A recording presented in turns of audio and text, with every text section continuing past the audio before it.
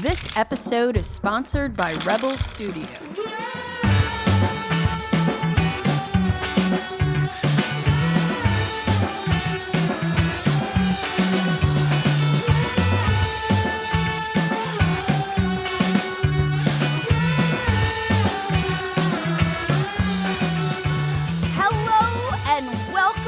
Episode 51 of the Board Game Geek podcast, where we geek out about board games, the mechanisms behind them, and the people who create them. I'm your host, Candace Harris, and I am super pumped to be here today with Sunniva from Board Game Ramblings YouTube channel. And this is like one of these channels that I've been watching forever, and it's so nice to finally know Johannes and Sunniva. How's everything going with you today, Sunniva? Oh, that's so nice. I'm so excited to be here, and I'm having a great time actually. I'm swamped at work and also not work. So yeah, the days are just flying by so fast. Yeah, no, I totally hear you. Where do you guys live again? Oh, we are from Norway. So we traveled some for board games, but we are making our content in English, but we are Norwegians. Nice. I have been to Oslo and Bergen in Norway. Oh, cool. In the winter, beautiful. too. Yeah. Yeah, my partner Matt's cousin lives in Oslo, and we visited her and her husband a couple years back. Nice. Yes, like just before I got into modern board games. Otherwise, I would have knocked on your door. Oh, yeah. If you're ever back, please let us know. You're more than welcome. Yeah, so I have definitely been watching Board Game Ramblings for a while. I love Johannes's signature opening. Hello, everyone. It always brings a smile on my face. But you guys also just cover games that I feel like we have similar taste.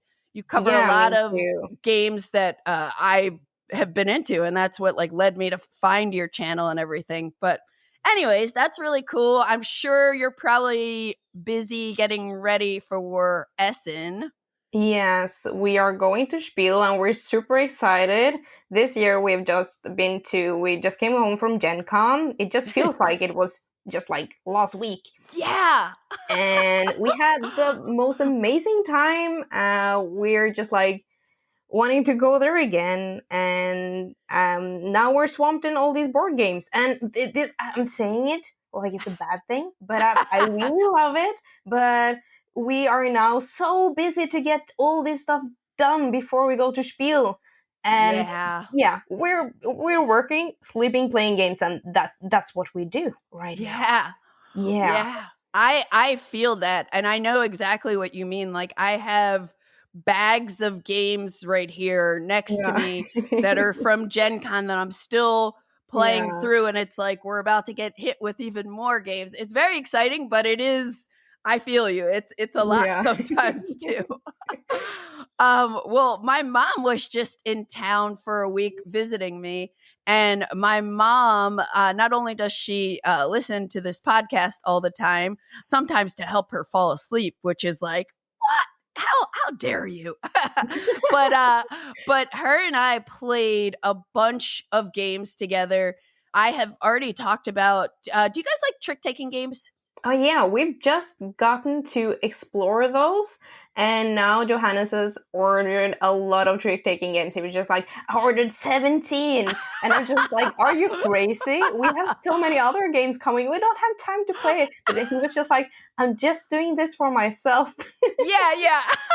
This is just because I want to, and I think it's lovely though. But yeah, we're getting really into them, and they're super cool.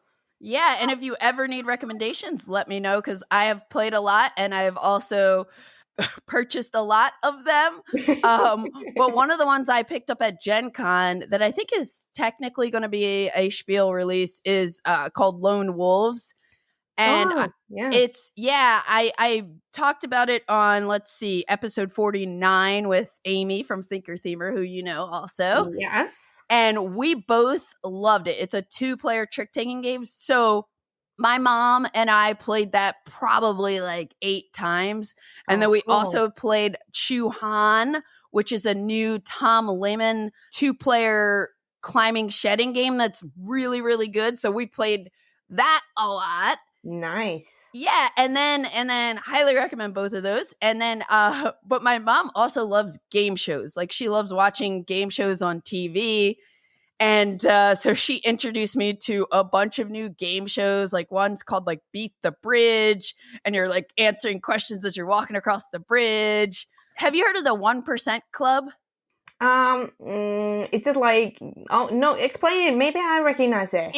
I think it started in England maybe, but it's a show where you have 100 contestants. Oh yeah. And they ask questions that they're like, okay, you know, I'm watching the US version, so it'll be like, oh, you know, 70% of the US population got this correct, and then they survey the 100 people there, and as people are eliminated, they end up adding, each person eliminated adds like $1,000 to the pot. And each time they ask a question, the percentage is gets lower and lower down to, hey, only 1% of the population got this right. And it's really good. So I love watching these game shows with my mom, and it's like, you know, it's another way to stretch your brain and doing trivia and whatnot. Yeah, because you're like automatically joining in because yeah. I know that, or that was tricky. Absolutely. Right. So yeah, we're sitting there like yelling at the TV and everything. So that was really cool. The other thing I want to just mention that was that's new in happenings with me is Derek Porter from BGG and I have a new series called TeaForge where we play KeyForge, the card game together, and we drink different teas. But our last episode just dropped earlier this week. And so this is what we're recording on September 12th. And there's this Ghost Galaxy is running this like Martian Civil War kind of event. And different people all over the world are going to stores and competing as one of the factions in the game. They're kind of like there are two warring sides of this one faction. And they're keeping tabs on which side is winning everywhere. So it's just funny because Derek and I played our last episode of TeaForge. We played a Civil War battle together. And then I won't spoil the results if anybody wants to watch that. And then we both were at our local game stores last weekend. And I went 2-1. He went 2-1. And his side won for his store and my side won for my store. So it's been just like really fun to see. I'm very curious to see how it's going to like end up, like the final results, if it's going to be the Elders or the Rebels. But I thought that was like a really cool little event for KeyForge. Yeah, that sounds really fun, and I love the concept of TeaForge. That's like a cool concept. We played a little KeyForge, but with all the other games that are coming in, we can't we don't find time to dedicate like to one game usually. Yeah, this is something that like Derek got me into KeyForge. I was about to say TeaForge. KeyForge last year at BGG Con, and it was like I could not stop thinking about it and wanting to play it for like 3 months straight. And it is something that I'm not able to make it every week to my friendly local game store to play with people, but it has been still in the rotation. So that's cool because there are so many other games that we're both playing, and I love a lot of different card games. Like I have my flesh and blood moments and everything. But anyway, we're not here to talk about KeyForge and card games. I love to for that too, but yeah. But today we're going to discuss some of our favorite city building games. Yeah, and I'm really excited for that because I feel like my game in taste is very diverse. But I'm usually tending towards these medium-heavy Euro games. That's like my core genre, I think, that I dig. And for city building games, there usually is a lot of tiling. That's a mechanism that I really enjoy. And also like seeing how all the things work together, that really clicks with my puzzly brain. Awesome. Yeah, I find city building games, well, one of the things like I love about it, and we'll talk about it more in a bit, but I love that there are so many different types of city building games too, that, you know, just like, I guess, just like any genre or category of board games nowadays, like people are just doing a lot of different things with them. And I think when we go through my list, I'll kind of show that off a little bit. For sure. But anyway, before we start talking about our favorite city building games, I'd love to hear about what you've been playing lately, Sunniva. So let's jump into fresh plays.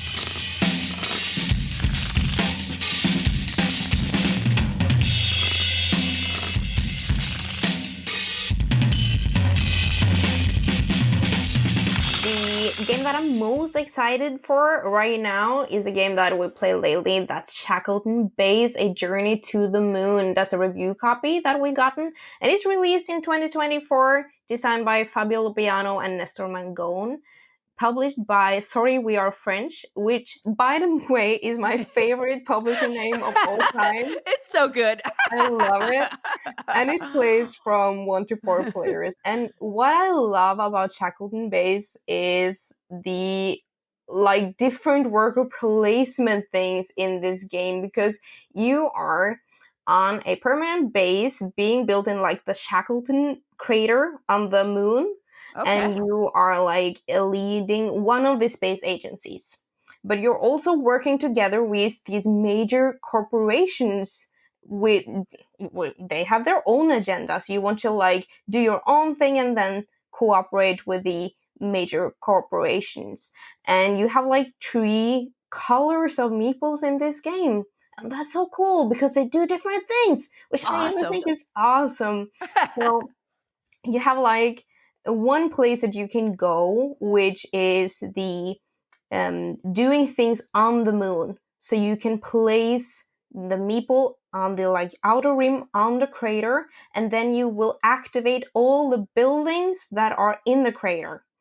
And the buildings, depending on which meeple color you put out, you will get either resources or money or a different bonus. So you really have to think which one do I want to activate, which row and column. And also, if other people have buildings there, they will get money because you have to pay them to use their buildings. I love that. And also you can go to another worker placement space, which is putting the little meeples, because you also want these different color meeples into your own base. So you want to build buildings out on the moon, and then you have space to actually house people. And that gives you special abilities and also final scoring. But the main element of this game, I think, is the one worker placement space is not unlimited space there. So it's really tight, because then you're usually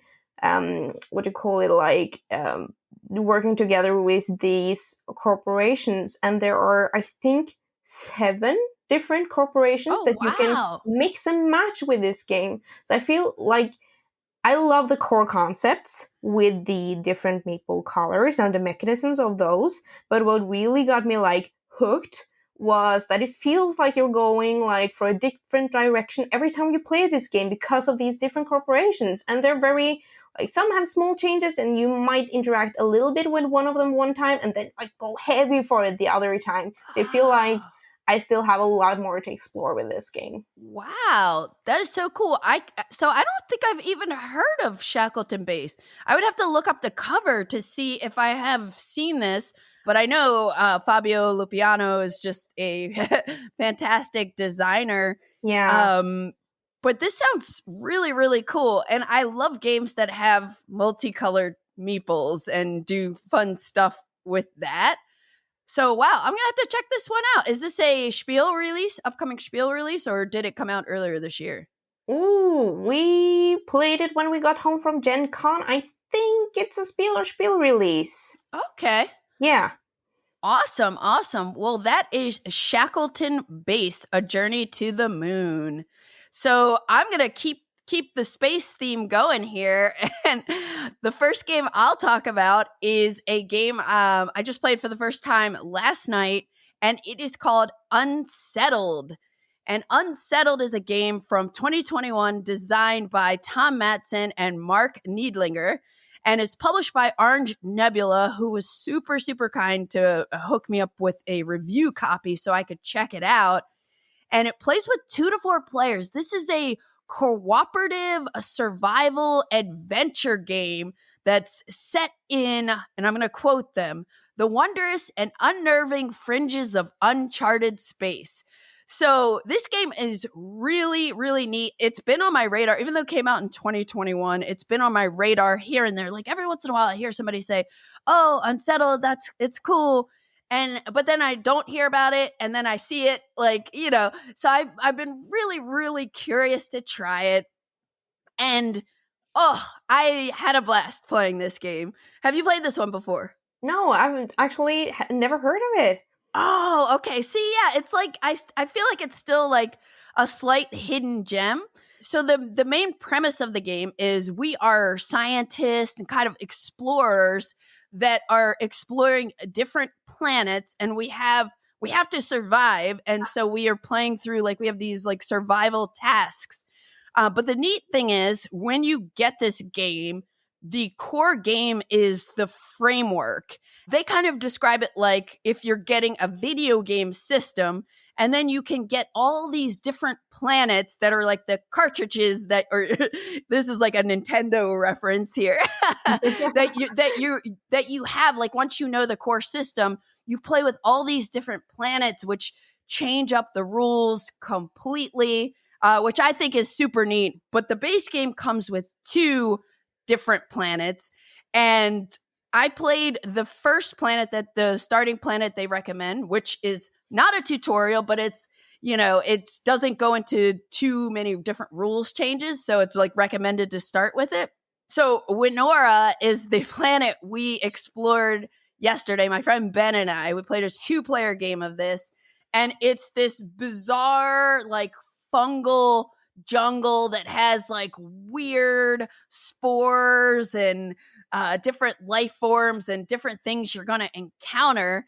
But each planet box has a number of different tasks. So I think the first planet has like 3 different tasks. So you pick one to play through, and it will give you like a story. You'll flip a card, almost like something like Arkham Horror, the card game, and you'll have a task you need to complete. Once you do that, you move on, and then there's something else you have to do.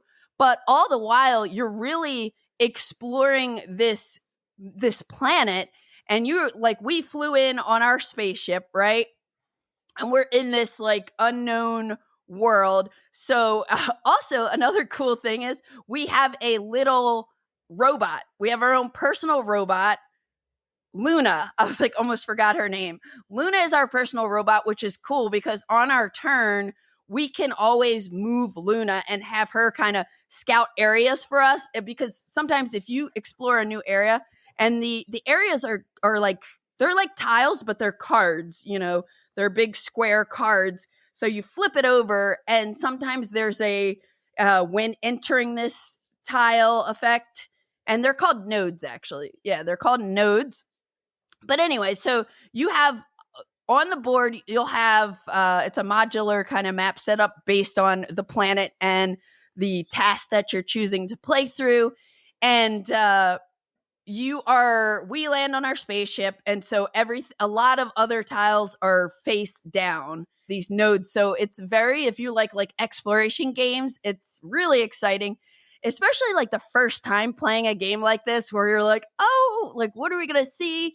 The writing that they have in this game for like setting up the vibe and feel of everything is really good. There's some humor, but they also like are very descriptive. So you get a sense for like where you are. It's really neat. So on your turn, you'll be moving to like explore the planet. You have these focus cubes. They're dice. They're almost like chunky dice. They tick from a value like basically 3, 2, 1, and then there's time. And there's this time track that we're managing. And every round, we're advancing the time. When the time loops through, we all lose in endurance. And if all of us ever lose all of our endurance, if all players lose their endurance, that's how we lose the game. So we're trying to survive and be efficient with time, but a lot of things we do are like costing time. And you have these focus dice or cubes that are representing awareness, wonder, and can't remember the other one, maybe energy or something like that. But it's really neat because a lot of times you're on your turn, you're doing like almost like a dice worker placement to use these focus cubes to place on different actions. Like you have some on your player board, you have some that as you reveal stuff on the planet, you'll have extra spaces. You can build buildings onto the planets. You're also trying to gain more knowledge and insight. Each player has an insight track, and you're trying to understand chemistry, robotics, and engineering. It is very, very cool. And one of the things I love about this game is there is no combat. Like, it's like you and the other players you're playing with are just like working against nature, kind of, like, what are we discovering on this planet that is going to possibly kill us off? Hopefully not. Like, you're just trying to survive and complete these different tasks together. And the collaboration is really good too, because as you make scientific breakthroughs, you get like abilities, which are free actions that you can use on each other's turns. The other thing that I'm like so pumped about is that I already started looking into the next planet, and it's so different. And I think they have like 10 different planets for this game that you can play with. I love it. It's like the production, and this is just one playthrough, but I am very excited to play it more. The production is amazing. Like, every component is so well thought out and nice looking. And it comes with like nice game trays, and the organization system in the box is really cool. But I also didn't mention that each of us, we have our own player board, but you also pick a special trait at the beginning. So I was an empath, and I forget now what Ben was, but there's a trust system. So as long as our trust is high, our trait is going to cover one of our actions, and it varies depending on which trait you have. But then if trust ever reduces and goes low, that tile flips over, and now it's going to cover a different action and have a different impact. I'm probably missing a lot, but I think it's really, really fun. It was challenging. I loved like the collaboration. I loved the exploration, and I can't wait to, like, all the art is really cool too. I just can't wait to play more planets. Oh, nice. You make me want to play this now. This sounds really good. We are not, we play co-op games, we do. But we're usually into these more like campaigns with a story. But this seems so very thematic when you have this, like, you can go to these different planets and just like explore them. And I'm definitely looking into this one. Yeah, I think you guys would like it a lot because it is very like puzzly and challenging. Like, how are we going to complete this task with the resources that we have? And then one other thing I want to mention, there's one action that's called investigate. And so when you're on a node of the planet that you're playing, you can take the investigate action, and you will then reveal an opportunity.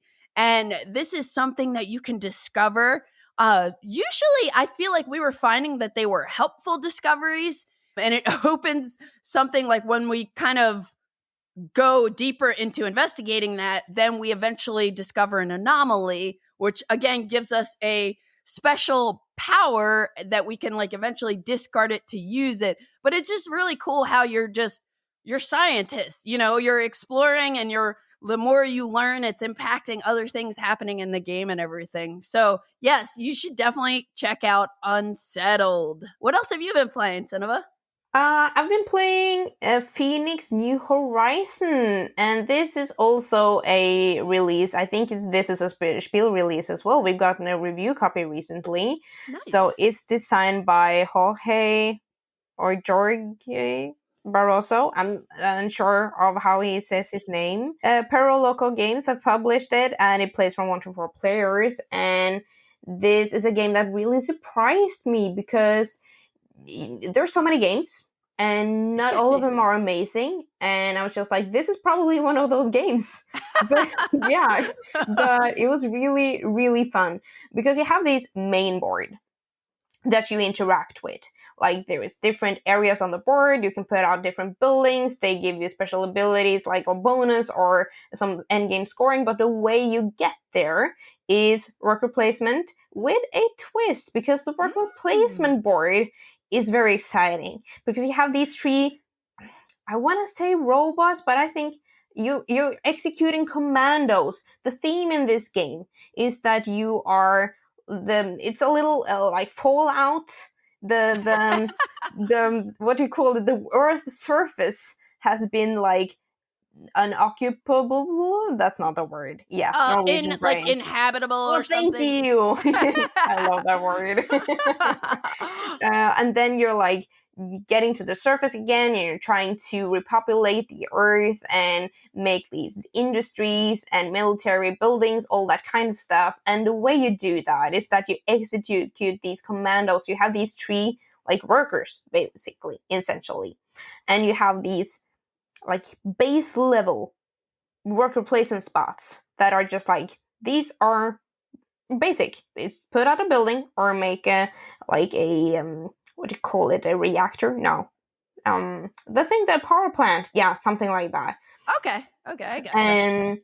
And you can go there, or you can spend fuel to upgrade your workers, and then you will get access to more advanced worker placement spaces. And then you have these like a branching worker placement board really, so you can then, when you upgrade it, decide, okay, which direction do I want to upgrade?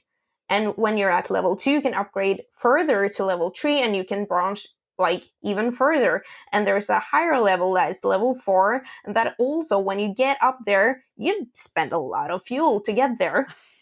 You then have to be like, okay, I do this one powerful action, and I will get some final scoring, and then I'm back at the bottom again. And it's only like 4 rounds of this game, so wow. I mean, you're usually getting to the top like once. Maybe you get all your people up there, maybe not. So you want to like utilize those actions, and you want to like upgrade your player board to get access to more powerful buildings and more powerful abilities. You want to move on a population track that gives you bonuses, and then you can unlock final scoring as well. And you also want to interact on the main board, so you're interacting with like building the right buildings that you want to have to get contracts, because you have so few actions in this game. So completing these contracts gives you extra actions. So I felt like that was almost essential to winning this game. It was like sneaking in this extra action here and there. And it's a tight game, but it's a little weird because it's tight in like one resource, because it's fuel is the only resource in the game. You use it for everything, like upgrading your workers, doing the actions, paying for the buildings that you're going to build. So it's like generators is the thing that I'm trying to generators. Yes. Generators. So in the beginning you have so little fuel. It's just like, oh, I have 2 fuel. I spent everything to do this one thing, and then at the end of the game you're just like, I'm bathing in fuel now. I have so much. What does the building cost, you say? Oh, 8 fuel. Okay, here's all my fuel then. No problem.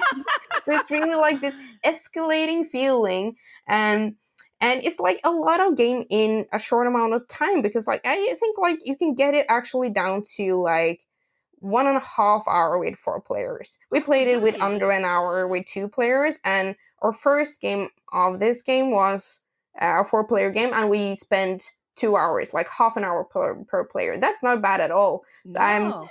I'm super stoked about this game. Have you heard of this? No, this is another one. Actually, this sounds slightly familiar, but again, I can't picture it at all. And it sounds really, really cool. What is it? Would you say the weight is like medium, or is it medium heavy? Yeah, we played it with some friends that we play a lot of games with them, but they're not playing a lot of heavier games. So we're like keeping it to medium, so we don't melt everyone's brains. I'm the BGG says 3.5. Oh, okay. Yeah, so I would say like in the heavier side of medium, I would say. Cool. No, it sounds super cool. I'm very excited to check out both of these games, and because they sound like really, really interesting. Do you know if this designer made anything else? Oh, I don't know actually. Let's check real quick.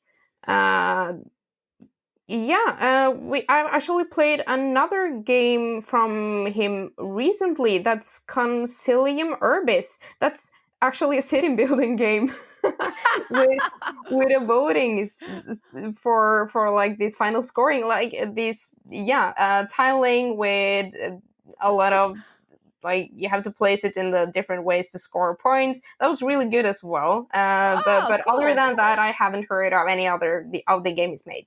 Gotcha. Phoenix New Horizon.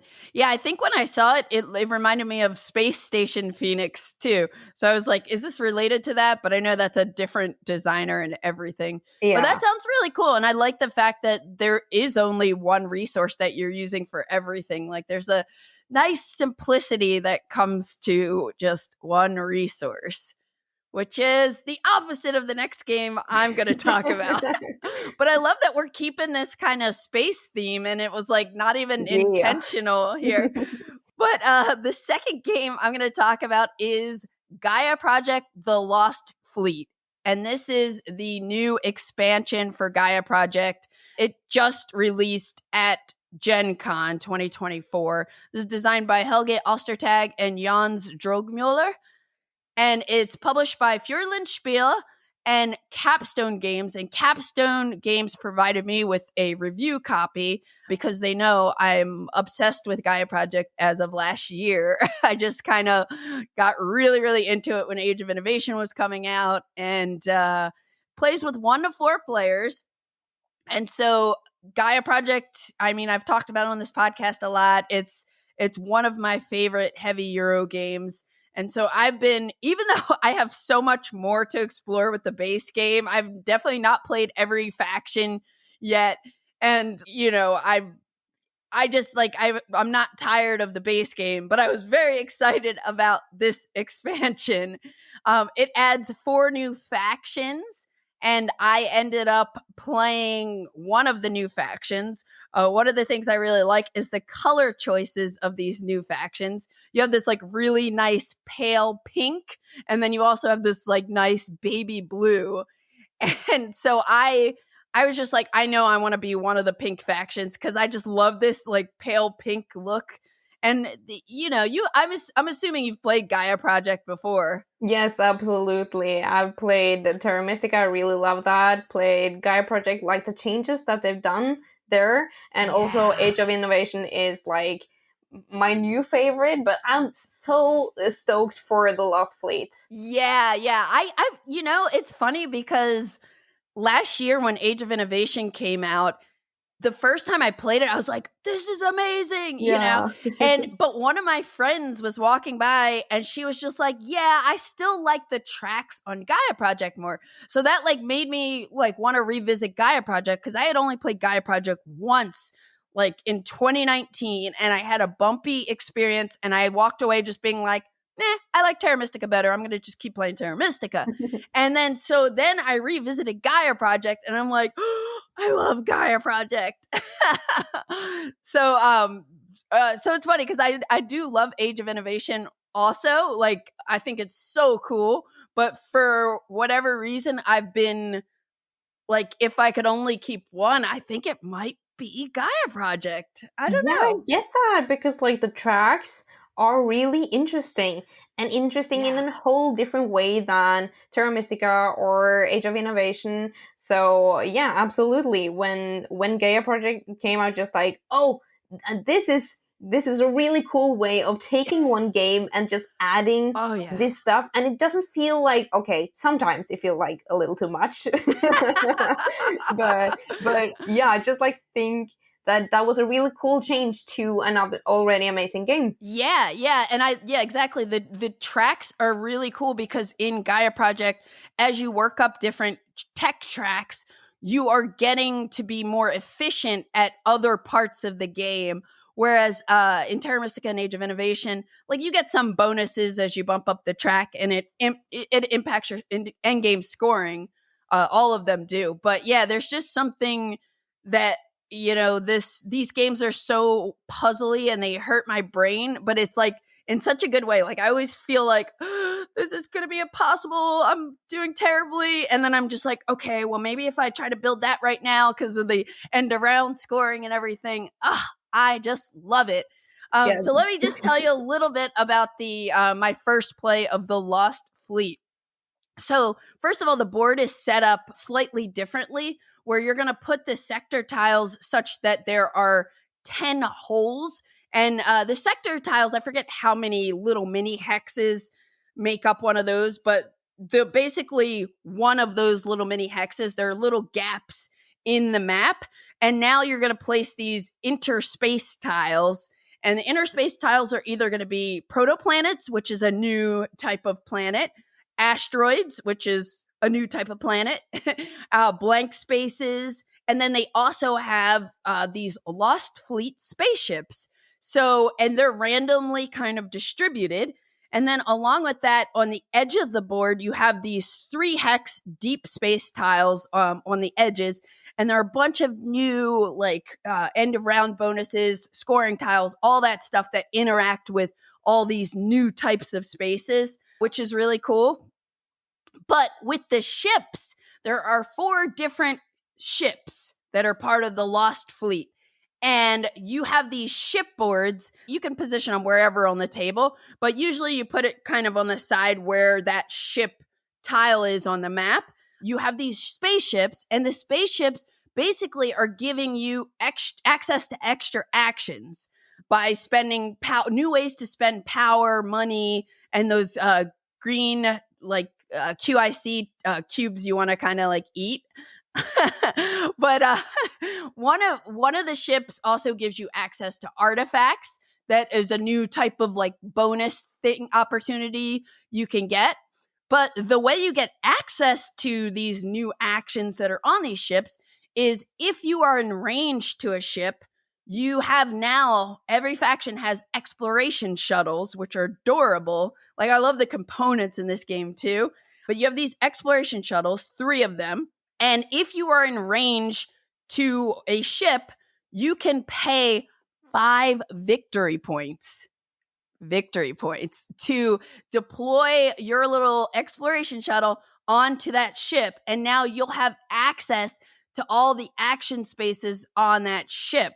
Some of the factions have to pay 5 victory points and another cost, but most of them are just you pay 5 victory points, and they're 3 shuttles, so you can do this up to 3 times. The first person that lands their shuttle on a ship doesn't get a bonus, but like then the players who come after on the same ship get to cycle some power, which is a very important resource in Gaia Project and all the Terra Mystica games. And I played as the Tinkeroids, which is one of the new pink factions. So I started on an asteroid planet, and I had these like special tinkering tiles. And there's one for every round, and there are 3 different ones that I can use for rounds 1 through 3, and 3 different ones that I can use for rounds 4 through 6. So each round, at the very start of the round, I pick one of these tiles, and it gives me a new like action or opportunity or like resource or something that I can access for that round. Then it goes away. So that was kind of like one of the main special things about my faction. My friend Jordan played one of the new blue factions, the Moeds, and one of his special abilities is they have power rings they can deploy. So you know when you're trying to make, well, I know you know, but not everybody knows, but when you're trying to make federations with your buildings, and each type of building in this game, you're building buildings, you're upgrading them, and you know, as you upgrade them, you're unlocking income and stuff on your board and extra abilities and stuff like that. So Jordan's ability as the Moeds was that he could add these rings once per turn that give a building +2 power. It seems very powerful. Seems very powerful. And he played it well, and he ended up winning the game. I came in second, though. But yeah, there are like a bunch of new tiles. They even built like a lot of nice lore into this expansion, which is nice because, you know, Gaia Project doesn't necessarily feel very thematic. Fantastic game. But now it kind of does. It's like, oh, I discovered this ship, and now I can go aboard this ship and do all sorts of cool things, and nobody else can right now. Oh, no, now Sunniva can because she's exploring the ship. Now I have to worry about, is she going to take that action before me? Because it's just like those power actions, you know, it's first come, first serve. They can only be used once per round. But it is definitely like, we are all, the people who I played with, we are all seasoned Gaia Project players. And it took us a long time to play our first game of this. And it's just because, like, again, I talked about like the puzzle of Gaia Project and how it's very thinky either way, but it doesn't typically take that long. It's 6 rounds if everybody knows what they're doing. But this, because it's like we have all these new opportunities with what ship do I want to go to? Oh, maybe I need to build on an asteroid planet because that's one of the scoring goals, but that works different than other planets. And so they were like, it just like opened up our minds, and we all played a little slower. But I think that's just going to be like a first game, like kind of issue, or I'm not going to call it a problem because we had a blast. But I think the next time we play it, it's going to go like way faster because now it's like, oh, we're familiar with all the new. And there's like not a ton of new icons. It's like almost like more of the same, but in a different way. So I loved it. I still like, I just love Gaia Project. I love it even more with this. I definitely would not recommend, if you're playing Gaia Project for the first time, playing with this expansion. Don't do that. Don't do that. And then my biggest challenge with it is now I had this nice Smonix wooden insert for Gaia Project that's perfect. Makes it so easy to set it up. But now I have all these extra components, and I'm like, I hope Smonix makes a new version that fits inside the Lost Fleet box, because I don't think it's all going to fit in the Gaia Project box. Well, with the wooden insert, like, I think you could probably get everything in if you just have stuff bagged or loose. But anyway, have you guys played this yet? No, but I'm so excited for it. And the thing that I love about expansions is that it really gives you an excuse to go back and play the games that you love. So yeah, I'm really excited to play this. That is such a good point. Yeah. When you have an expansion for a game you haven't played in a while, but you really love it, and it's like, now I'm playing it.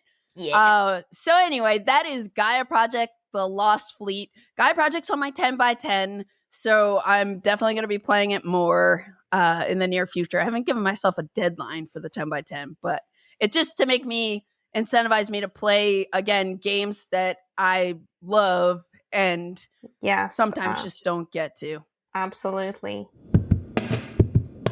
And now a word from our sponsor. Once again, Oval needs heroes, but this time they face a brand new challenge. An ancient evil has awoken, attracting adventurers prepared to explore archaic tunnels holding precious magical dust and untold treasure. Whether you're already familiar with the world of Oval and its heroes, or seeking a brand new adventure, we've created a modern card game that offers an escape from reality. Play through chapters that will have you extinguishing fires, solving mysterious riddles, exploring abandoned mines, fleeing deadly lava, and finally facing off against an ancient evil. The game is ideal for 1 to 4 players aged 10 and up. Ready for a new captivating adventure? Dungeon Legends is waiting for you to discover the secrets of Oval Castle. Don't miss out on this unforgettable adventure. Dungeon Legends, the new, engaging, and addictive adventure game, coming soon to a local game store near you.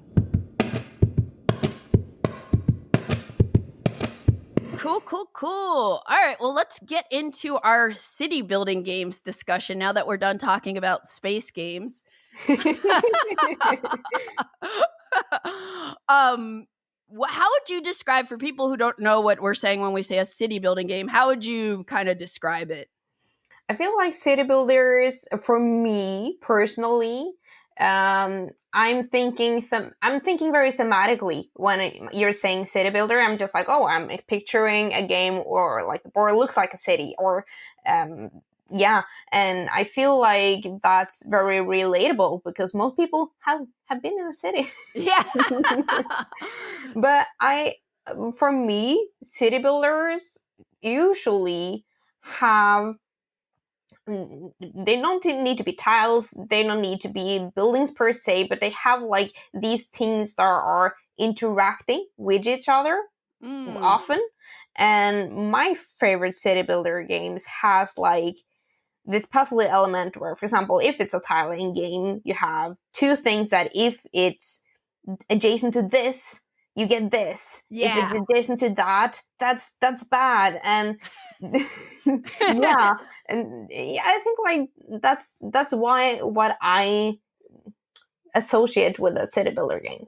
Totally. And I think it's like, yes, the interconnection of things you're building that are like related to each other in some way. One of the things that I find really satisfying about city building games is like, whether I win or lose, like it feels like you've built something, like you've created something, like you almost start from zero, and then you're making a project. Sometimes it's like shared with other players. Sometimes it's your own personal city building experience. But I find that that's like, that brings me a little bit of joy regardless of how well I'm doing in the game. But it's also very puzzly, like you said, because often you want to have certain things next to each other and certain things not next to each other for whatever the reasons are in the game. I was asking Aldi, who's the BGG owner, I was like, what were some of the like earliest city building games? Because I just wasn't sure. Like sometimes like with worker placement games and some other genres like deck building, I could say, okay, Dominion was like one of the first groundbreaking, deck building games. Yeah. But with city building games, he mentioned a few. Big City. Have you ever played that? I know they have a new version of it. This is like something from 1999. Not played that one. Okay, yeah, you're building blocks you're building up a city, and it has a very like block kind of feel. I'm trying to think. I don't think I've ever played this, but they had a new deluxe version a couple years ago of it. Have you ever played La Chita or Alhambra? Oh, we have played Alhambra. Enjoyed that. La Chita is actually in my shelf upstairs, but I haven't gotten to play it yet. Oh, okay. Cool. I haven't played either of those. I have played St. Petersburg, which is another one that is kind of a classic Euro where I think you're playing cards to build up your city. I don't think I've played that. Oh, yeah. Check that one out. And then technically Catan. I mean, you're building roads and settlements and stuff like that. So it's like, that would probably be considered a city building game. Yeah. Even though because city building games don't need to be an actual city per se. It could be like a village or something. Yeah, as you said, there's like a wide range within the genre. So some are like, I went and looked at a lot of games to make this list, and there was a lot of games there, and just like, is that a city builder? Really? Yeah. Because it doesn't feel like that to me, but to some people, sure, that does feel like a city builder. Or it has like city building elements, but it's set, for example, like in a village or something that doesn't feel like that, like a city or something. Right. Yeah, or the theme is just city, but I don't feel like I'm building anything. Like, you get it? Yeah. Totally. I was going to ask, like, how was it challenging for you to come up with your list? And did you put your list in any particular order? I think it's always fun to make these top lists, but it's always really hard. So I've actually made a top 6. But nice. But I think I'm going from like the lowest to the highest, but my ranking is very soft. Gotcha. Yeah. This could switch very easily depending on my mood. Cool. Yeah, I think initially I was like, I don't know. And then I started like looking around. I looked on my shelf and I'm like, oh. And then I'm like, oh, and now I have a list of like 10. And then so I had to like narrow down. So I definitely have a few honorable mentions to shout out to. Oh, nice. Do you want to do those at the end or right now? Oh, what are your preference? Let's do it at the end. Cool. Only because I don't want to spoil what's on the list. Yes, that sounds good. Cool. All right, well, let's jump to, I guess, your number 5. My number 5 is Electropolis. Have you heard of this one? I have. I've played it a few times. It's cool. Very cool. I feel like this is a game that has gone a little under the radar. It's from 2019, and it's from the designers Chang Yu-di, Wang Liang, Ku Chun-wai, and it's from Homo Sapiens Lab, the publisher. And this is 2 to 4 players. Yeah, and it's best at 3. That makes sense. Like, you need this interaction in this kind of game because this is a game with a lot of interaction, and it's also a game that feels so hopeless at times, which is why I love it. But this is a game where you are building these industries into a grid. It's a tile placement game. And you have different industries, like 2 types of factories, buildings where people can live, like these fun kind of buildings, like cinemas or amusement malls. parks. Yeah, like nice places. And you also have these renewable industries, and what you are doing is that at the beginning of one round, you are basically standing in lines for this, like, it's a, like, what do you call an offer of many different tiles. Yes. There's like an offer of tiles and you're drafting them. Yeah. Yes, and the draft is so cool because it's in a circle, so everything is adjacent to 2 other tiles. And on your turn, you're deciding how many tiles you want to take. But the fewer tiles you take, the earlier you get to draft, and the later you get to draft a lot of tiles, but then maybe something has changed. So you only get to draft things that are adjacent to each other. Yeah. So suddenly, the things that you wanted to draft has, like, been taken away, and you have to draft something else, and that completely ruins your plan. The other thing that I love about this game is that you're also, like, drafting which part of your board that you're interacting with. So when I'm just like, okay, I'm gonna place these tiles, they perfectly up here, I'm like also saying, but next time I can only, like, place in the upper part of my board, or the lower, or in, like, the upper left square. And you always have to think, like, okay, not only do I want the buildings to match, but I also have to be allowed to actually place there. And you're always thinking about that. Like, okay, when I place this here, if I get the card that let me place in the upper part or the left part, both of these will work out fine. Or you will get the opposite way and it ruins your plan because you're trying to, like, not get too much pollution, because that's, like, negative points. So you're always wanting to, like, place the things adjacent so you negate that. Yeah, this is a great one. I totally forgot about this, so I'm adding this to my honorable mention list. Yeah. But yeah, it is so cool, and I love that circular draft of tiles and trying to minimize your pollution and everything like that. It is, yeah. That's a good one. Electropolis. Cool. All right. Well, my number 5 is a game that I just played for the first time last year, and it is called Discordia. This is a 2022 release designed by Bernd Eisenstein, published by Iron Games, and it plays with 1 to 4 players.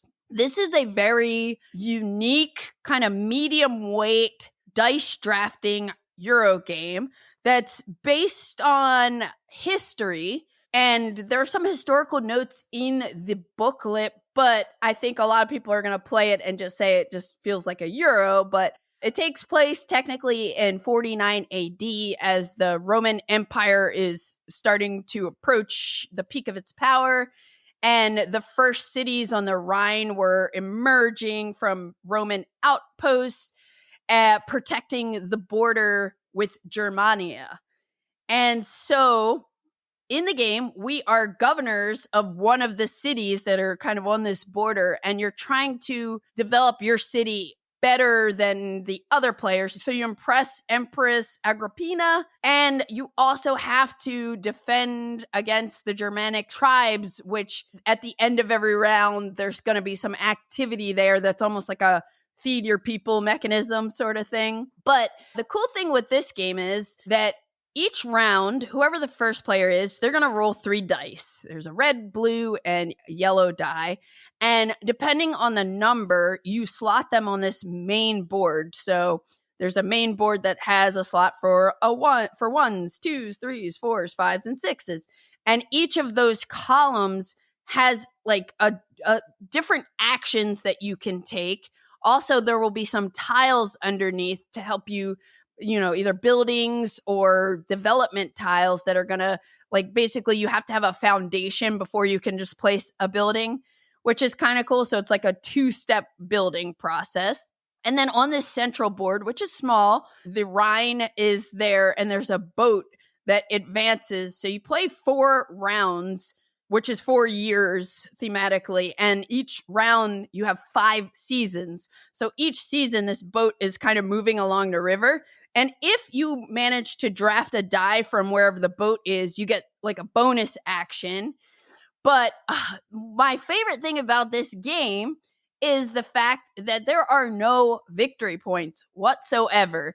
This is a race to build your city in a way that all of your workers have jobs.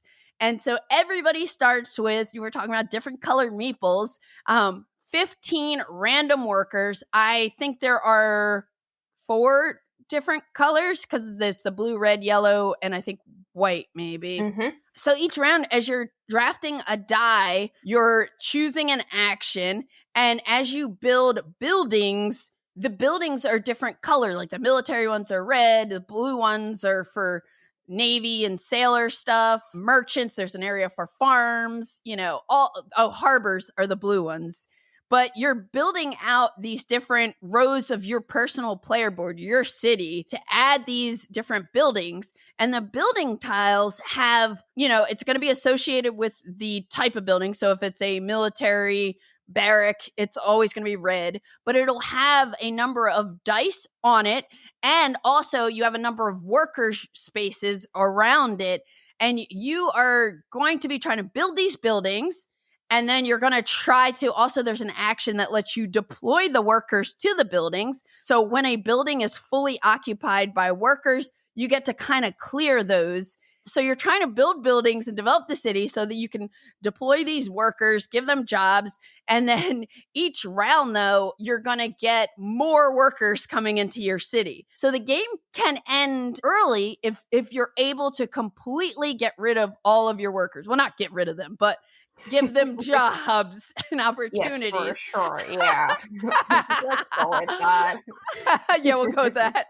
But there's all this other like cool stuff. Like you have these tracks on your personal board that you can work up that give you lots of like combo opportunities. So this is a case where you're kind of building your own little city out on these boards.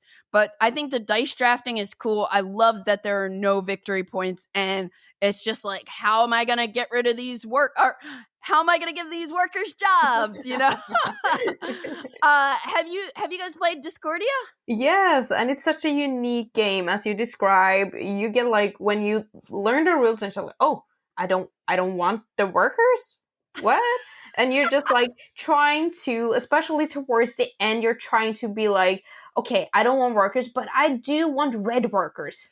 Those are really really neat. And suddenly you have like the wrong colors, and I love the dice element in this game too. And it's such a tense moment when you don't get the die that you so desperately want. So yeah, it's such a great game. I like, in my brain, this isn't a city builder, but when you spoke of it, I was just like, oh, but yeah. Yeah, it is. Work. But I just didn't consider it. Yeah.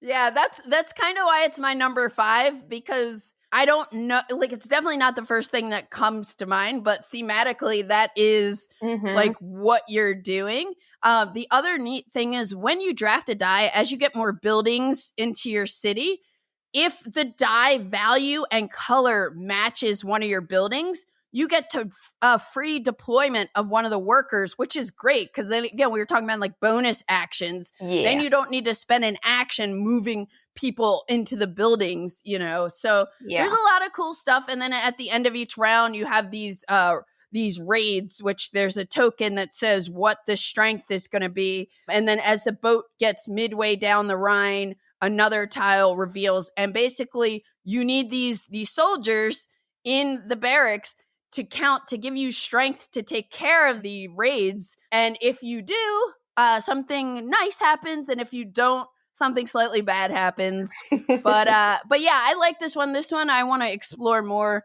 I think it's another hidden gem that not a lot of people have talked about much. This is a cool one for sure. Cool. So that was Discordia. What's your number 4? My number 4 is My City.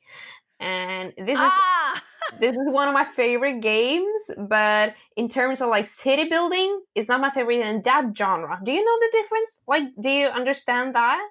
Like, yes. Yeah. It's city yeah. Yeah.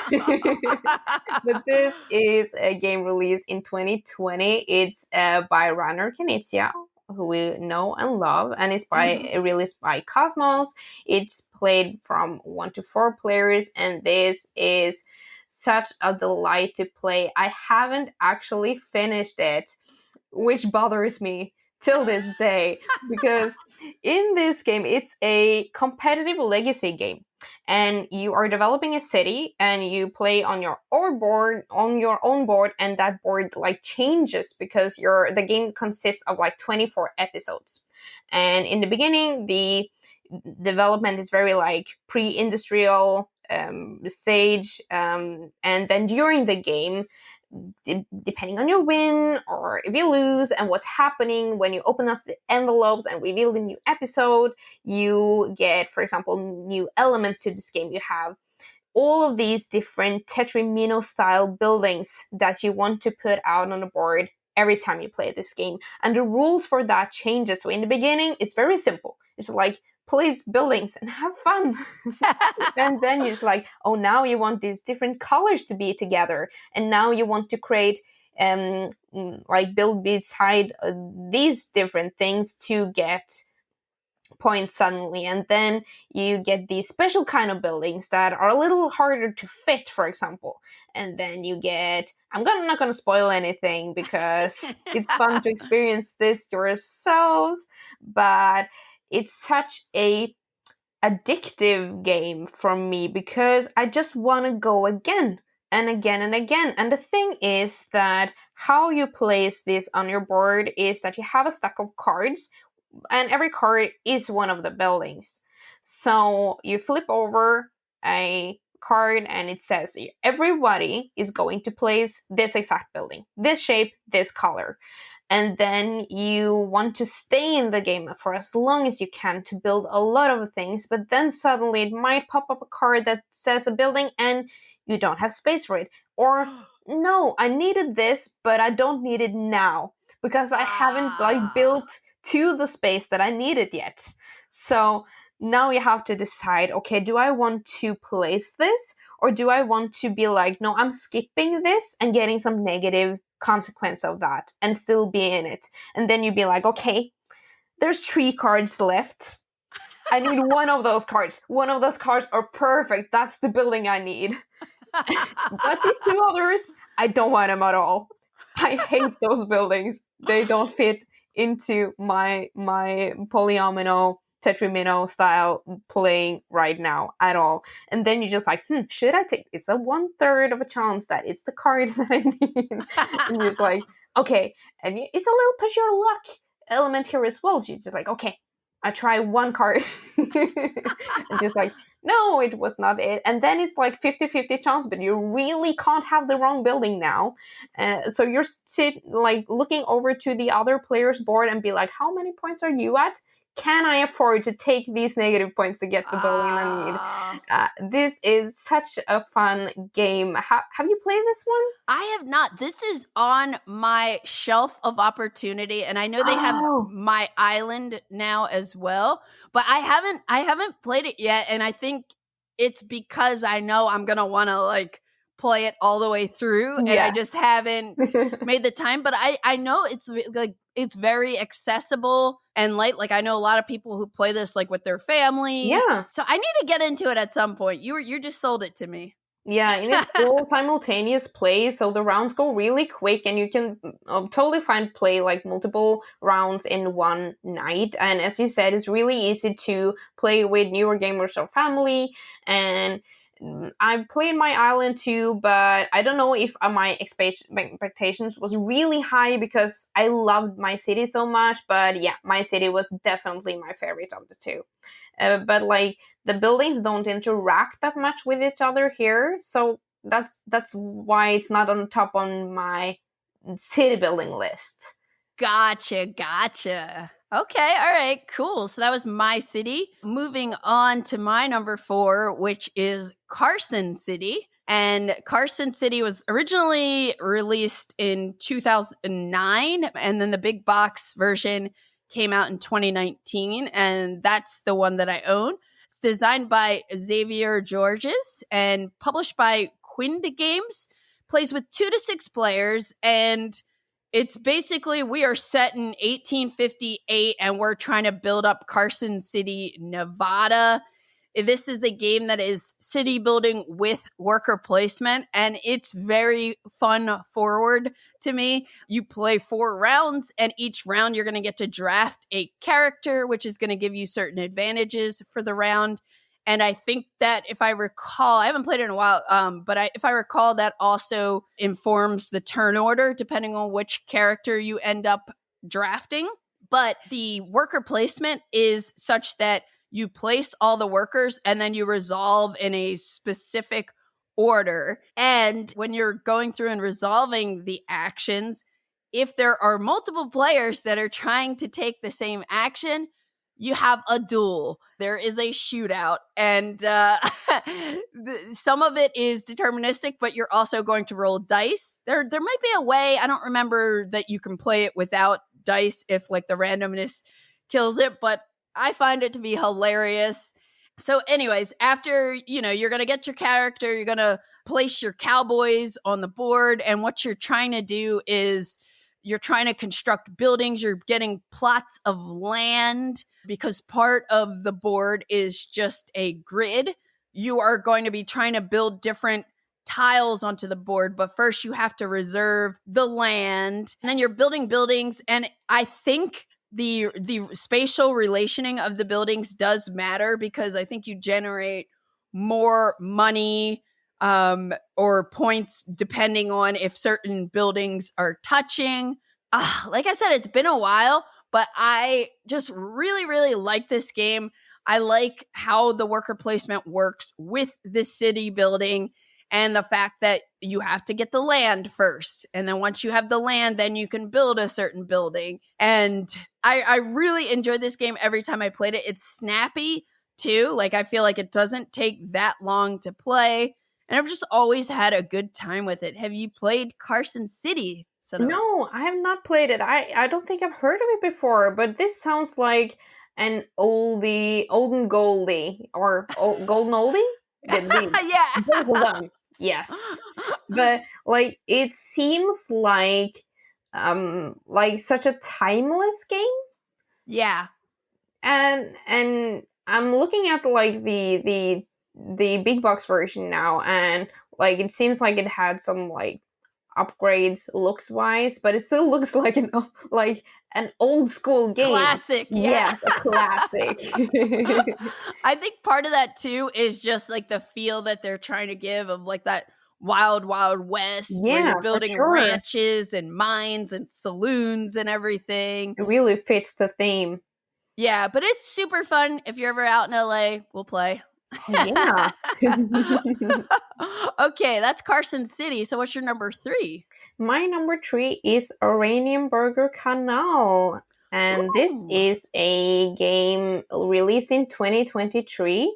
It's by Uwe Rosenberg, published by Spielworks, and it plays from 1 to 2 players. So this is like a city builder for like, I've played it with 2 players because I don't usually solo game. Okay, gotcha. But in this game, you are building infrastructure around the Oranienburger Canal. So you're erecting new industries and like shaping the infrastructure by building these different kind of infrastructure. Yeah, pathways, streets, railways, canals. So you have infrastructure, and between these cards that you also place out. So you have your personal board, and you're trying to place out these cards. And this is an interesting game because you have some worker placement spots, but you only have, I don't remember if you have only 1 worker or if you have 2. Have you played this, Candice? No, I've been really curious about it, and this came, I forget when you said it came out like a year ago or so. Yes. But yeah, I had only heard like little bits about it. Again, this is another one I don't know too much about, but I want to try it. Yeah, it's interesting because you have so few workers, and Uwe Rosenberg has made like 2-player games before. He's made games with work placement before, also fewer workers, but this is an Uwe Rosenberg game that isn't very typical in his genre. It's not like farming, it's not feeder workers, that kind of style. That might be my jam then, because I'm not a big fan of farming games at all. Yeah, like I like Fields of Arle. I liked Fields of Arle, but like ultimately, so maybe this is the one I need to try. And it has this interesting resource wheel that I've seen before in Ora Labora and Glass Road. Have you played any of those? Yes, I've played both of them. Yeah. So you might recognize that resource wheel from there. And what you try to do in this game is that you're trying to place the best combination of the cards so that they interact with each other and make good combos, but also interact nicely with the different types of infrastructure that you've placed already or that you're planning on placing. And you're activating a card by placing a bridge. And the bridge you place over an infrastructure, and that means also between 2 cards. So you are activating 2 cards at the same time. And that's, I think, my favorite thing about this game is that you're always trying to activate in these right moments, because you might really need the thing from that card, but the other card, I don't want to activate that yet, actually. I want to push that a little further or build something so I get like the maximum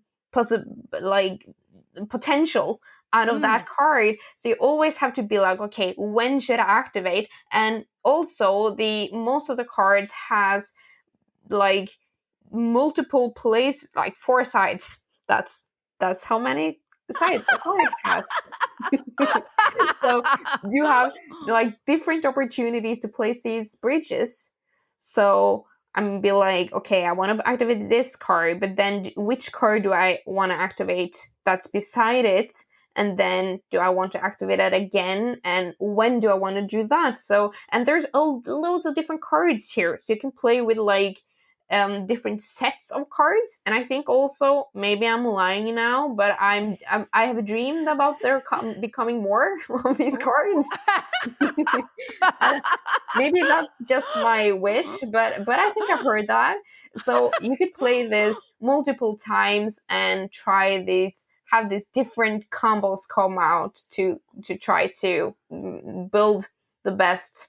I don't want to say city, so it's not. I don't know if it's a technically, canal. but it feels like that spatial puzzle triggers that city building feel for me. Cool. Yeah. Oh my gosh. So now I really want to play this. Yeah.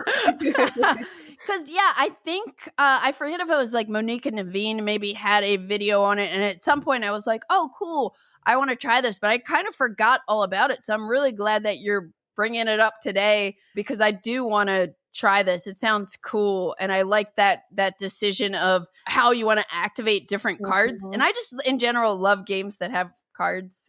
Lots of card play. Cool. How long does this one take to play?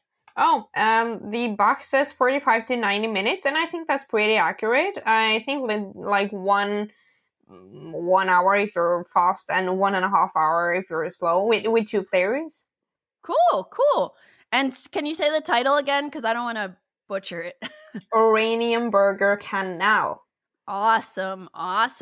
Well, my number 3, I think, is the most city building-y or city building-esque than anything on my list. But it's number 3 because I've only played it once and I need to play it more. But I think it's, out of any city building game I've ever played, the one that made me feel most city building-y. Cool. How's that for a setup? All right. So it is Magnate, the First City. Yeah. My friend Ben has this and was just like a big fan of this game. I was like, we got to play it sometime. So I've played one 3-player game of this. It's a game that came out in 2021. It's designed by James Naylor, published by Naylor Games in the UK, and it plays with 1 to 5 players. And this is a medium weight economic city building game where we are property developers and we will be buying land, buying and constructing buildings, placing these buildings and then trying to attract tenants to them. And ultimately, we're trying to make the most money before the market crashes. So, and that's going to trigger the end of the game, which is just fascinating to see like how much like what players are doing during the game is kind of driving the market crashing. And I love that there are lots of different types of tenants that pop up and you don't know which ones are going to be there, but you're going to want to try to attract the right tenants to the right place. There are residential buildings, offices, and retail, and then industry. And there's definitely, like you were talking about, having certain things adjacent to other things is important. If you're in a residential area, ideally, you don't want an airport right next door to you. So there's going to be an impact if you do have an airport next door. And as players are kind of acquiring more and larger properties, like the price of land gets higher and higher. And eventually it makes the market crash. And this is a game where your money is hidden. Like you have these little wallets and you want to have the most money at the end of the game. But I just remember like loving it. You have these blocks that make you feel like you're a kid playing with toys, but it really like looks like a city. And again, the fact that you need to try to get these right tenants to come in. And there was something else I can't remember. And maybe it is what I'm thinking about is the way the market moves. Like sometimes it shifts twice because of what we did. You're nodding your head, so I'm assuming you played this one.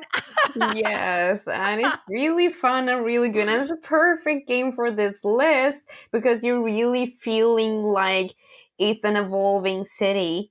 And you feel like this, like you're feeling like you are this like mogul that just like, oh, I want this lot, and I'm trying to set up for maybe these will be on sale soon, and no, you built there, now I can't expand my building into another area.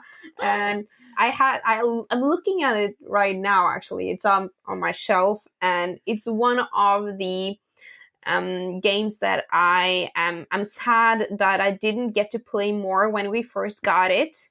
So now it's on the shelf, and I'm just like, oh, I would love to play that. Yeah. But it's a bigger, longer game, so it's hard to get to the table. But like, it's very thematic, and as you said, like, the interesting thing about, like, am I going to get the right tenants? And am I going to get them before the other people? And also, when the market crashes, you really don't know exactly when that's gonna happen. And so that's also very tense at the end of the game, like trying to get out of the crash in the best way possible. Yeah. But yeah, lots of like fantastic player interaction. It did take us a while to play it too, but it was also like, I don't know, we were just having a very casual, chatty game and whatnot. But yeah, this one just I thought was really good. So now I guess we need James Naylor to make an expansion, so that we both have to play it more. I Awesome. agree. So that is Magnate, the First City. All right, what's your number 2? My number 2 is Quadropolis. And this is a game. I played that once. That's a classic. Yes, it's released in 2016. It's from Francois Gadon, and it's published by Days of Wonder. It's a 2 to 4 player game, and this is like one of the lighter, and like board game says 2.2. I would say this is like a lightweight game for sure, but it has really interesting decisions. So you have like a common board with a grid, and you place the different buildings there. It's harbors, there is like factories, there is shopping malls, like apartment blocks, parks, like these civic buildings, that kind of things. And the way that you take those buildings is that you have these architects or builders, and they have numbers on them. So I have one numbered 1, 2, 3, and 4. Everybody has that. And if I want to take a tile on the common board, I have to see where on the board it's placed. So if I want one that's on the edge, I need to place my 1, because then I will count like 1 space into the board to take that tile. If I want to take the one in the middle, I have to take the 3 to get like to the, it's a 5x5 grid to get to the middle. But it doesn't stop there. And this is where it gets interesting, because which one of your architects you use, you also decide, as in the previous game that I talked about, Electropolis, you decide a little about where on your board you can build this. So if I use my 3 architect to take that tile, I have to interact with the 3 row and column in my own board. So you really want to, in the beginning it's easy, because like you can fit everything, no worries. And then you kind of, as you play, like realize that, oh, I've placed a lot in that column, now I can't really take any more with my 2 architect because I blocked all those spaces. Oh no. You're trying to always like see that you have like opportunities to build more, and also the things that you build interact with each other. So the harbor, you get a lot of points if they're like adjacent to each other, and the like parks want to be adjacent to the habitats, the where residential. Yeah. And that makes sense, because people want to live where it's beautiful and nice nature. And it's also cool that you can stack the residential buildings on top of each other. So that will all, like, it will save you space and also give you more points when you build things on top of each other. And also the shopping malls want to be close to the factories that makes the things that the shopping mall needs. And when you get residential buildings, you get people living there, and they can then go work at your factories and also go shop at your malls. And nice. when you make these factories and harbors, you get these pollution. And if you have parks, you get rid of that pollution. So it's, or energy, maybe. I don't know. But you're always trying to balance the things that you get in and the things that you spend in this game. And it's super enjoyable. You have two kind of sides of the board. So you can play like the basic version, and you can also play like the expert mode. And I like both of them, but I think like when you're playing with new gamers or the first time, you can play like the basic. And then if you want variability or an extra challenge, you can add the expert mode, and it basically adds another row and column to your own board, so you get more space, and you also get some new type of building. You played this once, Candice. What do you think about it? I played it once, but this was like early on in my gaming career. Like, I don't even remember who I played it with. All I know is I played it once, and as you were talking about it, I was like, oh yeah. Oh, like I totally forgot about this, but this is definitely a great example of a city building game. Like, that's what you're doing. And I love when these city building games have this pollution situation that you need to kind of manage and everything. Yeah. This is a great one, and I think it's easier to get to the table because it's not very hard to get into the rules, and you can also like decide, okay, I want an extra challenge today. I'm playing the expert mode, or I'm just I just want to have fun with this puzzle. So and now I'm playing like the basic game. Very cool. I need to revisit Quadropolis, but yeah, it sounds like a great game. I definitely play with a lot of people who aren't like hardcore about board games like we are, but they enjoy them. So this would be like a good weighted city building game. Yeah, for them. And I actually think this is one that your mom might enjoy. Hey, that is a good idea. I am definitely trying to expand her horizons when it comes to board games. Nice. Actually, as a side note, we almost played when she was here, but we didn't end up trying it. Have you heard of that game Gateway Island? Oh, I think it's Van Ryder Games. Yes, but we haven't tried it yet. But that seems like a really fun concept. If it works, I think it's a really cool idea. Yeah. I just kind of like, I cracked it open, and I was gonna like use my mom as a guinea pig to like kind of try it out. But I'm very curious. So for those who haven't heard of Gateway Island, it's basically a game that has a bunch of like kind of short games in it that teach all of the different, not all, but like a bunch of different board game mechanisms. So you can kind of discover like, what style of games do I like? Like there's one that's like deck building, one that's like bidding, one that I think is city building. And like it explores all these different genres in this relatively small box. So I haven't tried it, but you're right. If it works, it's going to be like really, really cool for people to kind of discover like what they like in board games and maybe what they don't like as much. That's true. So that was Quadropolis. So what's your number 2? My number 2 was one of my favorite games of last year, and it is Kutná Hora, the City of Silver. So this is a 2023 Essen release designed by, I'm going to try not to butcher these names, Andrej Bistron, Peter Kaslava, and Pavel Jarosz. And it's published by CGE, Czech Games Edition. And I was provided a review copy last year at Essen. This game plays with 2 to 4 players. It's a city building game with a super unique economy and supply and demand system.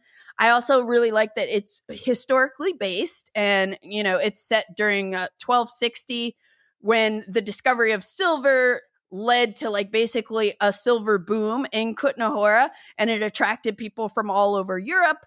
In this game, each player is going to have 3 guilds, which are going to determine which type of buildings you can build, and you use cards for action selection. So you're going to play 2 cards on your first turn and around, 2 cards on your second turn and around, and then 1 card on your last turn.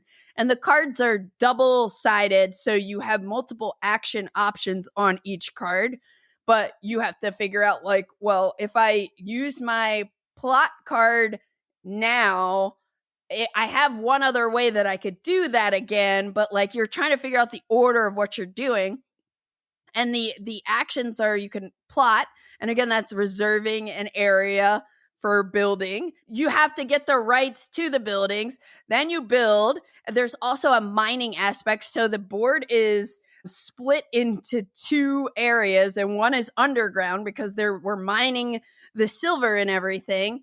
And so you can kind of do mining where you're digging down, and everything you're doing is impacting the economy because you have this like really crazy kind of card driven with these popsicle sticks supply and demand. So as certain buildings are built or certain things are purchased, it's shifting the price and the value of other things in the game. And it's really a fascinating system. You can also take income, which you're going to need to at some point in this game. You're going to need money.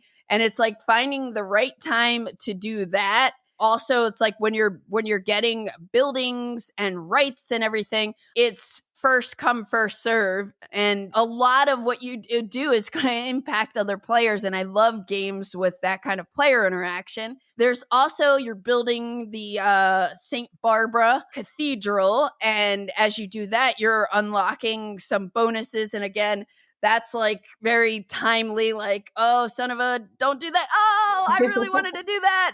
My turn kind of thing. And then you have this like patrician scoring where you are setting which patricians, like the value of different kind of objectives throughout the game. And one of the things I just really, really enjoyed about this is that it feels so smooth to play. Like, besides, I love the look and feel of it too, where the board has that like silvery, like it's kind of monochromatic, but then you have those rewood components that are like pastel colored and everything. But I just love how smooth this game is to play. I love how much player interaction there is. And I'm like just fascinated how the players really drive the economy. And every single game feels really different. Well, I'm not going to say like feels really different, but like plays out differently with how the economy is working. And also, I feel like a lot of my games of this are often very close, like within a few points, like the first and second player are within a few points. And it's just kind of exciting because everybody's doing different things and you're unlocking things on your player board. So anyways, I really enjoy Kutná Hora and I want to play it more because every time I play it, I'm like, oh, this is just so smooth and like fun to play. I love it. So that's Kutná Hora. Have you played Kutná Hora? Yes, it's a really unique game and it challenges my view on my resources and your resources and my final scoring. Now everything is ours. Yes! It feels weird, but I really love it. The multiple, like the double-sided cards that you're kind of blocking yourself from actions, really cool. And also that there are no resources like physical in the game. Yeah, there are no resource Super tokens. Cool. Yeah. And in the beginning of the game, you kind of get like the chosen what the resources or buildings you can interact with. And everything else you have to like get from like the other players. Super cool. And also all the final scoring, if you are like, oh, I'm spending all these resources, yay, I'm building this cool building, and that gives final scoring to everybody. Okay, so I just have to then I have to find out which of the final scorings benefits me the most. And also having this the city building aspect of it is really cool because you're thinking, oh, don't take my plot, please don't, I want to build there, and then you take it, and it's such a devastating moment because I had plans for that lot. I had all these symbols that were going to interact so nicely right there, and you took it. Yes. The city building aspect of the game, you're competing in this like kind of small area to get these plots, and then you're trying to build the right buildings so that they have icons that synergize, which will score you more points. But it is very competitive. Yeah, for sure. Very unique games. Really cool. Yeah, so that is Kutná Hora, the City of Silver. All right, what is your number one, Sunniva? My number one is, I would say, for me, this is the city builder. Like, and this is a heavy one. This is Small City by Alban Viard. And if you don't know Alban Viard, get ready to get your brain melted. He makes some really crunchy brain melting games. This was originally released in 2015, but he actually has published a deluxe version just last year in 2023. It's the original version. Yeah, both of them are from AV Studio Games, and it's plays from 1 to 4 players. And I haven't played the new version yet. I really want to do that. I have it upstairs, but I remember we played this first time we played it. It was at the con, and we played a lot of games that day. And Johannes was just like, "Okay, it's soon like bedtime, but we've got just enough time for just one more game." And we chose this. Yeah. And I had such a miserable time because this game is so heavy. You're each like a mayor of one borough of the small city, and you have 8 turns to secure enough votes to be re-elected. And to do that, you want to attract citizens and have growth of the residential areas for them to live in, and also have growth in commercial and industrial sectors, and manage pollution again in this game. And you have so many things in this game to take care of. In some of his other games, also Card City XL, and what's the other one? I can't remember. Tramways? Oh yeah, Tramways. You always have these. You want to have this building in like to this building, and if you have these buildings beside each other, then you get the growth of that building, so then that expands. And I remember us sitting at that con. We played it the day after also, and then I loved it. And I remember, well rested, your brain had time to process what was happening. So I remember us all sitting, because you have these screens that hide your city, so when you're building, so the other people can't like see what you're doing. You're trying to like place, because you have these different shapes and tiles are different sizes, and you're building like 1 to 3 buildings on your turn, and you then can expand some of the buildings if you're allowed to, and the abilities and the placement rules of these tiles depending on the size and the shape.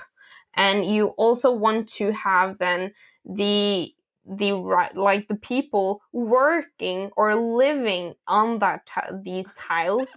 And it's so hard. And then people can send tourists to your board and completely just block off spaces that you wanted. Yeah, this is so tense, and it's a reason that we haven't gotten the new version to the table yet. It's like a beast, I feel like, to play. What did the weight say? It's 395. Okay, I think it's a heavy game.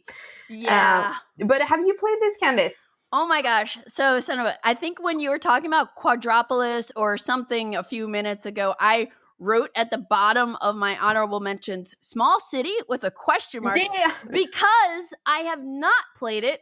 I bought, when it was out of print, I found the original version before we even knew there was going to be a new deluxe version. Never got it to the table. And then I backed the new version.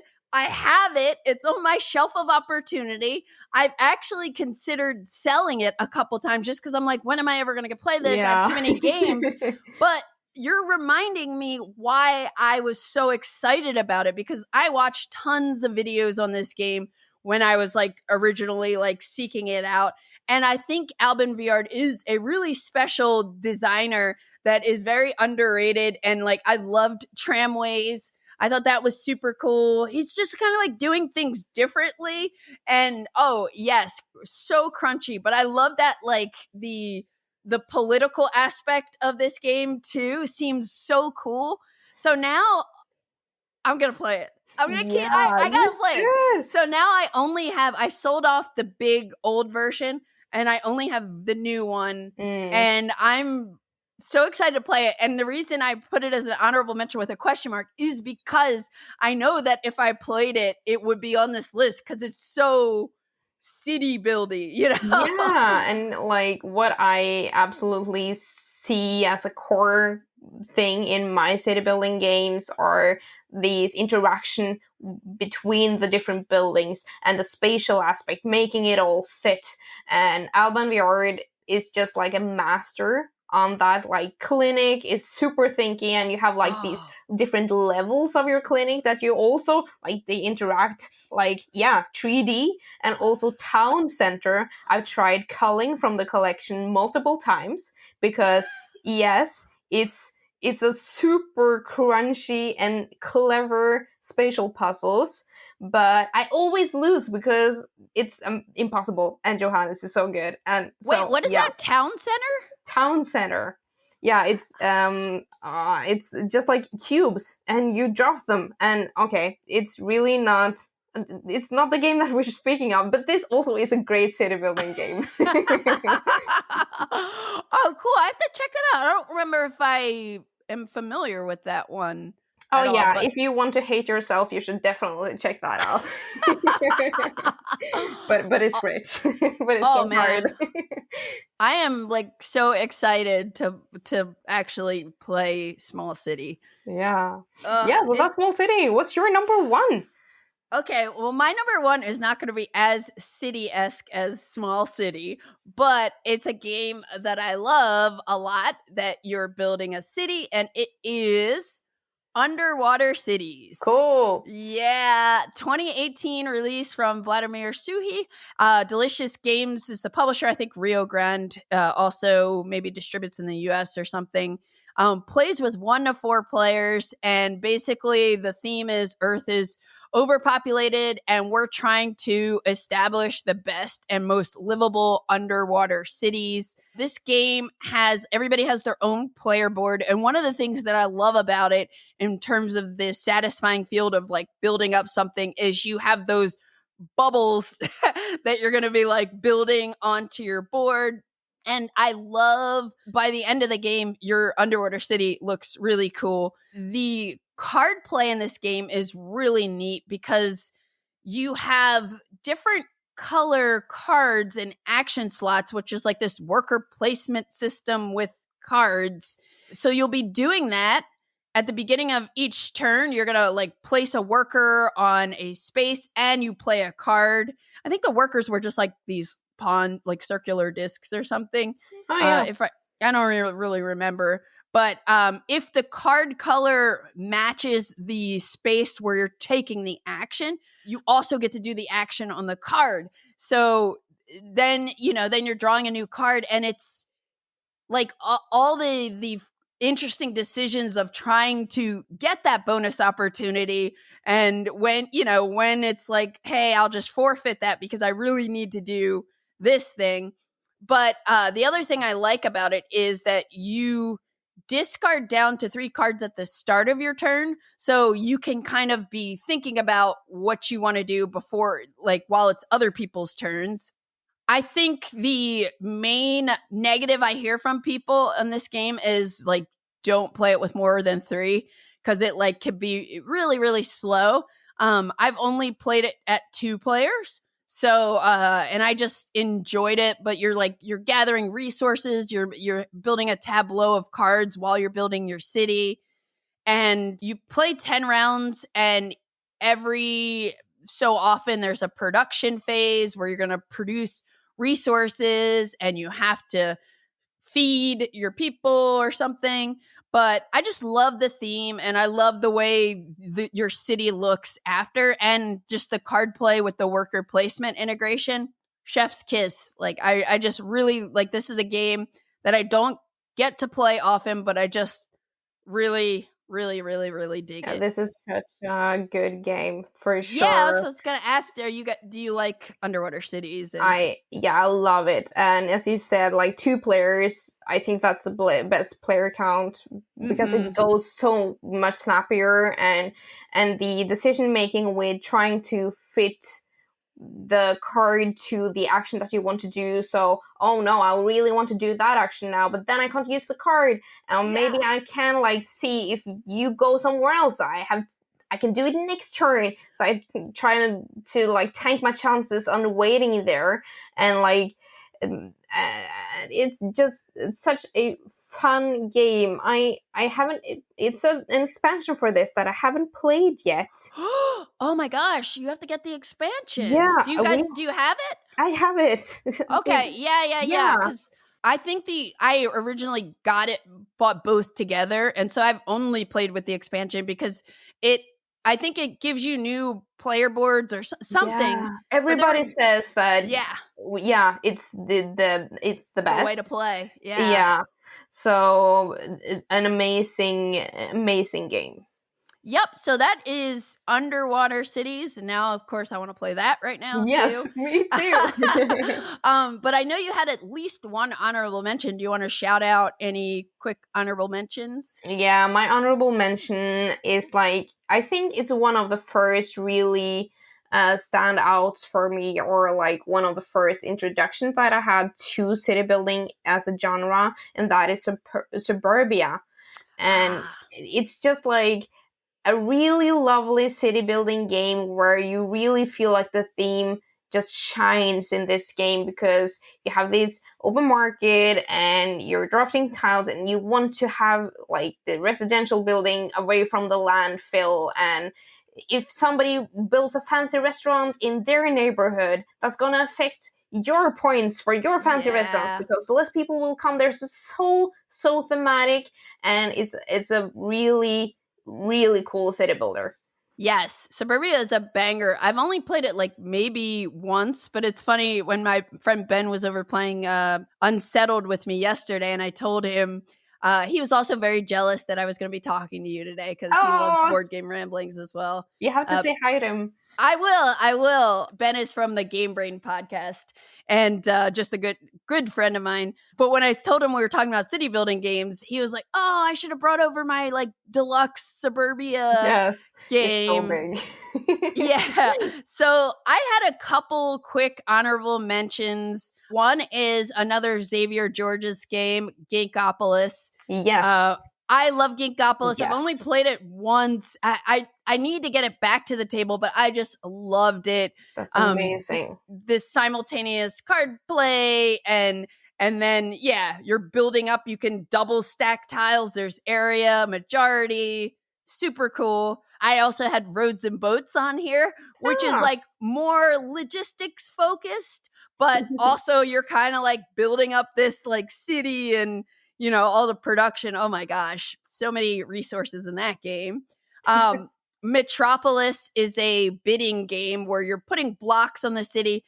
It doesn't like feel very thematic, but it looks cool. It looks like a city when you're done. And Dilluvia Project. Dilluvia Project, you're building a city in a sky. It has a very cool worker placement aspect to it, and this drafting from this central grid. It's really, really cool. That is another one, like Ben introduced me to Dilluvia Project. So that's pretty much it. But oh my gosh, now I really want to play Small City and the Oranienburger Kanal. Oranienburger Kanal, Yeah. And the space games you mentioned sound really cool too. Yeah, cool. I love doing this because you get so many tips for games. We had no crossovers. Yeah! I think that's pretty cool. There's so many good games in this genre, and the genre is so widespread. It's so much. It's something for everyone in this genre. Totally. I'm actually, and one that I thought might be on your list that wasn't, But I also had it as an honorable mention because it's not really a city building game, but it's more of a rebuilding game. And Lisboa.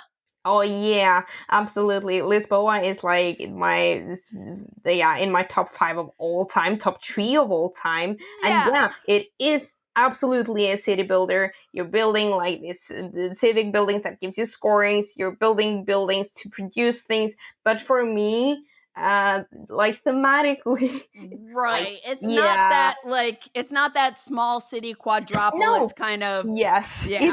It's in another genre, and that's okay. Like for me personally, but great game, amazing game. Awesome. Well, Sunniva, it's so nice talking to you. I'm so glad we didn't have crossovers too, and thanks for giving me an opportunity to kind of like sit down and think like, which city building games do I love? You know? Yes.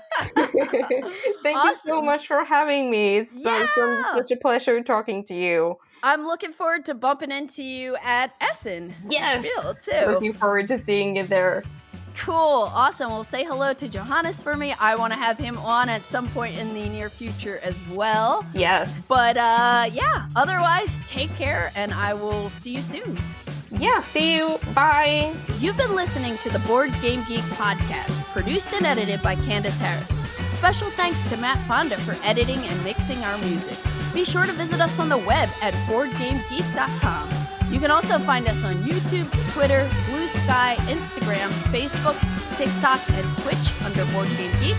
You can reach us by email at podcast@boardgamegeek.com.